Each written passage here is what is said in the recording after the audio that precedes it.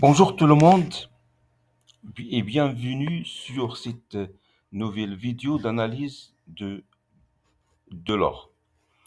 Comme vous pouvez le constater, l'or oscille toujours à l'intérieur d'un canal baissier et la semaine qui vient d'être écoulée, l'or a connu une correction durant cette semaine. Si nous traçons les niveaux de Fibonacci, nous pouvons voir que l'or le cours est en train de taper juste sur les niveaux de 50%. Je vais zoomer un petit peu pour que vous puissiez voir plus clairement. Donc voilà, donc il tape juste sur ce niveau-là des 50%. Et ce niveau, comme vous pouvez le constater, il y a des bougies d'indécision ici qui n'arrivent pas qui n'arrive pas à casser ce niveau-là. Donc, peut-être qu'il s'agit d'une résistance. Donc, je vais la tracer. Donc, on l'a testé avec cette résistance, ou bien ce niveau-là, on l'a testé avec cette bougie, puis cette bougie d'indécision, puis cette bougie également, puis une quatrième bougie, une cinquième bougie, avant que les cours redescendent et ils ont fait malheureusement une correction cette semaine qui vient d'être collée. Donc, je vais tracer cette résistance pour voir est-ce que c'est vraiment une résistance. Il, il, il coïncide juste pile avec les niveaux des 50% de Fibonacci. Vous voyez, vous pouvez le voir ici. Je ne sais pas, est-ce que vous pouvez le voir? Voilà. Donc, parce que déjà, en plus des niveaux de Fibonacci, nous avons deux bougies d'indécision. Nous avons ici une, et voilà une deuxième. Elle est sous forme sous forme de mèche, donc et je ne sais pas, est-ce que vous arrivez à les voir, surtout avec ces niveaux-là de Fibonacci. Donc, je ne sais pas, mais vous pouvez les voir chez vous si jamais vous n'arrivez pas à les voir ici sur la vidéo. Donc, pour voir cette résistance, est-ce qu'il s'agit vraiment d'une résistance solide? Nous allons passer sur l'hebdomadaire. Nous passons sur le graphique hebdomadaire. Voilà, donc ici, on l'a testé, on a testé ici. Voilà, parce que si c'est mal tracé chez moi, normalement, ça va passer encore un peu. Il faut que ça remonte un petit peu. Voilà, comme ça. Voilà, voilà. Il est testé ici. Il est testé une nouvelle fois, une autre fois ici, puis une autre fois ici, une autre fois ici. Et voilà, donc c'est une résistance qui est assez forte. Donc, il est assez forte, donc nous allons la prendre en considération dans notre analyse. Donc, je passe sur le journalier, voilà.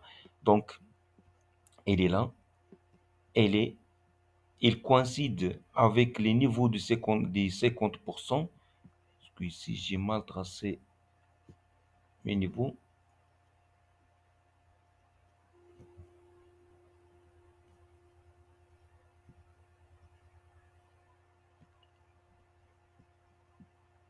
Donc, voilà, ça peut être un petit peu, voilà. Ça peut être ça, voilà. Donc, c'est un peu ça. Donc voilà, ça coïncide. Ça peut pas, c'est pas millimétré à 100%, mais de toute façon, c'est un niveau qui est fort. Donc, c'est un signe, c'est un signe de vente. C'est un signe que le cours va descendre. Et nous allons entrer en vente et mettre notre stop loss ici, au-dessous de de cette résistance. Par exemple ici. qu'il est? Voilà, donc ici, nous allons mettre notre stop loss à ce niveau-là. Et si vous êtes plus prudent, vous le mettez au-dessus des 61% des Fibonacci. Parce que si jamais ce seuil, ce sommet-là est cassé, pardon, si jamais ce sommet-là est cassé, donc nous aurons un choc et le cours va aller tester ce niveau-là qui correspond à une supply zone qui n'a jamais été testée. C'est une supply zone fraîche. Donc le cours va revenir la tester, va revenir tôt ou tard. Le cours va revenir la tester. Donc pour le moment, nous avons de grandes probabilités que le cours va descendre.